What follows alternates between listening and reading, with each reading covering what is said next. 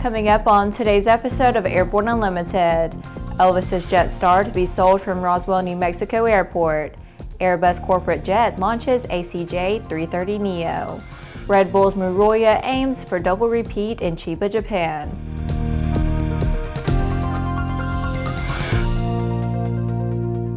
Hello, I'm Laura Hudson. It's May 26 and this is Airborne Unlimited. After sitting on a runway in Roswell, New Mexico for more than 30 years, a significant piece of Elvis memorabilia is about to go under the auctioneer's gavel. The King's private Jetstar airplane will be auctioned on May 27th by GWS Auctions in California.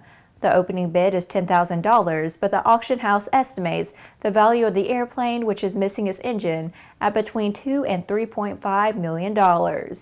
The aircraft is said to be the lost jet that Elvis owned with his father, Vernon Presley. It has been privately owned for 35 years and has been a huge tourist attraction at Roswell for many years. The auction house says that the plane has never been restored and features the original exterior livery and interior as specified by Elvis. The only two aircraft to be owned by Elvis are the property of the Elvis Presley Museum. The auction site says it is one of only 204 to be manufactured in a joint Lockheed Jetstar program between 1957 and 1978. The current bid on the airplane as of the writing is $206,000. Airbus Corporate Jets has launched a private jet version of its new A330neo, called the ACJ330neo.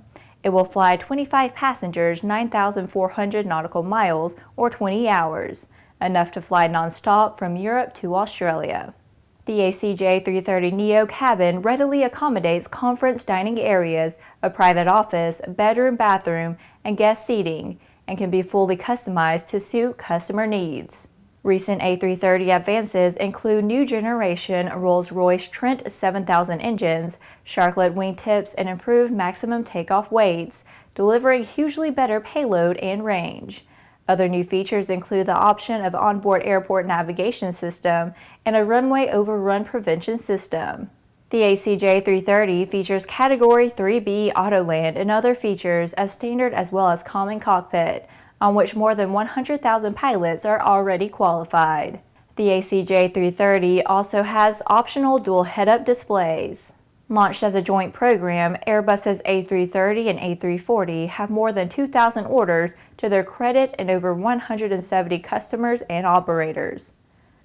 After the break, Redbull's Muroya heads for Japan and hopes for another win. There's a difference between charting a steady course and pushing for the ceiling.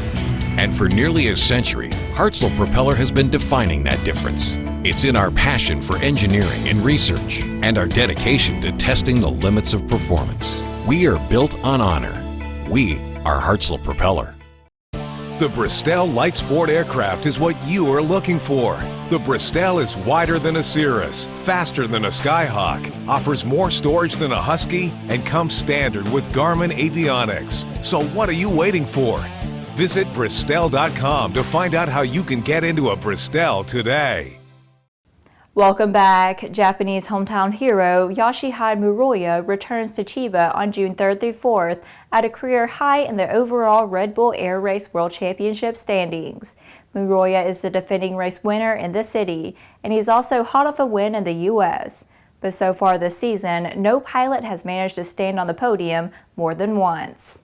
The World Championship returns to Chiba for the third year in a row. The only stop in Eastern Asia became an instant favorite in 2015 when 120,000 spectators sold out the viewing area at Makuhari Beach. And last year, Japanese pilot Yoshihide Muroya clinched a landmark win at home. In a 2017 season where no one has emerged as the overall favorite, the racing world will be focused on Chiba. With the season's longest racetrack reconfigured to pose new challenges, plus Tokyo Bay winds that defy prediction, the race in Chiba demands power, precision, and performance. Muroya will fly number 31 for Team Falcon. His 2016 victory, the first race win of his career, rocketed the Fukushima-based pilot to rockstar status. His second triumph came just weeks ago at the second stop of 2017 in San Diego, California. It's Friday, and that means it's time for A&N's CEO and Editor-in-Chief Jim Campbell to check in with his weekly barnstorming commentary. During the recent A&N efforts at AUVSI's Exponential Trade Show, we witnessed signs of a vibrant, healthy industry that understood that communicating their efforts through available industry media was a smart way to educate their potential customers, a lesson that many from conventional aviation industries seem to have forgotten. We suggest that this year's Oshkosh presents an opportunity to better our lot. Here's this week's barnstorming. Thanks, Laura, and hi, folks. Had an interesting lesson, if you will, at the Exponential Conference for AUVSI, the trade show that we just finished up in Dallas, where we did our live show and innovation preview and a number of other things. Went very well, very pleased. We're working with phenomenally good partners at AUVSI. Nice to work with the pros.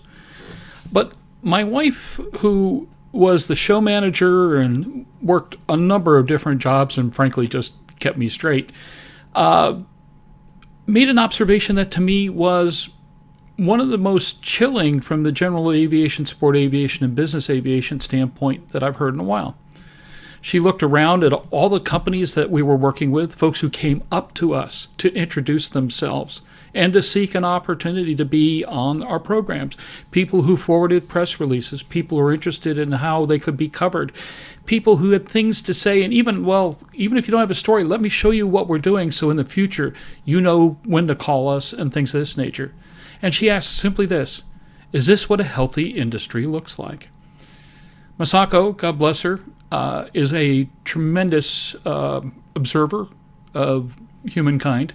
She's worked in a number of roles and everything from, good grief, audiences with the Pope on behalf of North American Buddhist community on down to running businesses. So she knows people. She understands what works, what doesn't. And it's really kind of interesting to watch somebody who's come into this industry for the last couple of years see its foibles and be able to identify them so quickly. And that's basically this. Sport, general, to a certain extent, business aviation, it's not healthy. We want to change that. And maybe we want to use Oshkosh as an example this year. But very simply put, and not to be crude, use us. We're here to present information to the aviation world, the Aero-Verse. We're here to produce news. We're here to educate, to entertain, to inform, and hopefully to collaborate, synergize, and bring people together. We'll have a lot to say about our mission in the future, but right now, Oshkosh is an amazing opportunity for businesses and companies and products and people looking to get ahead in aviation and improve aviation's lot to show the world what they're made of. Well, real simple. I don't know anybody who covers Oshkosh as much as we do. I don't know anybody who puts as much into it as we do, and I'm not being insulting about anybody else. We're going to drag nearly 30 people out there this year. We've put our heart and soul into this for over 20 years, and in no uncertain terms, we put everything we can into Oshkosh. So if you're going to Oshkosh, and I'm not talking about the marketing side, information, be a part of the innovation preview if you've got something new. Make sure you get your press releases to us. Come by and just tell us who you are. Invite us to your booth. Inform us of what's happening. Educate us so we can educate the community. And more important than anything else, let's help rebuild a healthy industry. An industry that knows how to communicate, knows how to sell, knows how to market, knows how to look out for itself, and how to look out for everybody else. It's an amazing concept. I hope in no uncertain terms people take this seriously. Oshkosh is a great opportunity, and all the events thereafter. We're increasing our special event coverage dramatically this year. But take advantage of the opportunity to be a part of the news, to be a part of what Oshkosh is all about, and help the aviation community grow and rebuild. For the Aero-News Network, Airborne, and Aero-TV, I'm Jim Campbell. Seriously, guys, use us. After these messages, National Agricultural Aviation Association has concerns about the recent hobby drone ruling.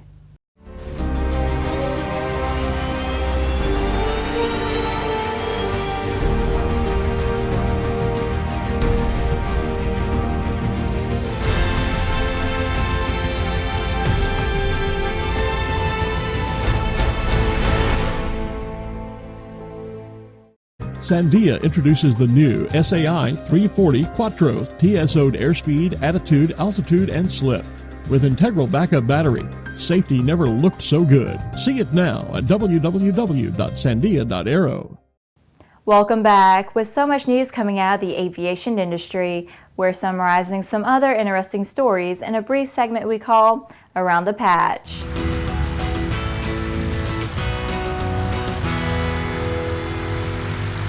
The National Agricultural Aviation Association says it's greatly concerned about the decision by the U.S. Court of Appeals to halt the registration of drones considered to be model aircraft, noting that agricultural aviators are deeply concerned about their ability to fly safely in airspace where pilots could encounter any unmanned aircraft, be it commercial or otherwise. A half-dozen former Southwest Airlines 737-300s are being converted into air tankers by Coulson Aviation, adding to its fleet of rotary and fixed-wing firefighting aircraft. Coulson purchased the low-time airframes from Southwest, which is replacing the 300 airplanes with the 737 MAX. The FAA only allows Southwest pilots to fly two types of aircraft, so the older yet relatively low-time airplanes needed to go. The San Diego Air and Space Museum and Balboa Park Online Collaborative were presented with a Silver Muse Award in the Education and Outreach category during a champagne reception on Sunday, May 7, 2017, the 2017 American Alliance of Museums annual meeting in St. Louis, Missouri. This award recognizes San Diego Air and Space Museum and Balboa Park Online's collaborative high achievement in the application of media and technology to gallery, library, and archive and museum programs. A passenger jet that had just landed at LAX last weekend struck a supply truck on a taxiway at the airport, resulting in injuries to the 8 people in the truck. LAX operations received notification of a collision between Aero Mexico Flight 642 and a provisioning truck carrying 8 passengers as the aircraft taxied to its gate. LAX Airport Operations, LAX Airport Police, and LAFD officials immediately responded to the collision and rendered aid. Brazil's ANAC has validated Avidyne's new IFD 550 FMS GPS Navcom with Attitude Reference System. This certification also includes approval of released 10.2 software, which provides a host of new features including synthetic vision and two-way wireless connectivity with Avidyne's new IFD 100 iPad app. Avidyne has also received ANAC approval for the new IFD 545, IFD 510, and IFD 410 FMS GPS systems. Well, that's it for today's trip around the patch. Now let's move on to the rest of the news. Phillips 66 Aviation has announced the first Phillips 66 Flight Training Award. In honor of its 90th anniversary, Phillips 66 Aviation is providing additional support to the EAA Young Eagles program by offering a flight training award in the amount of $13,200. Preference will be given to applicants that have had a Young Eagles flight.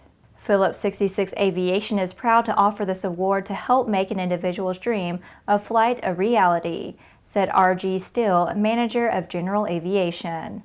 Our alignment with the EAA Young Eagles is a relationship that we value greatly, and we support their mission to introduce and inspire kids in the world of aviation. Award submissions must be received by June 16, 2017.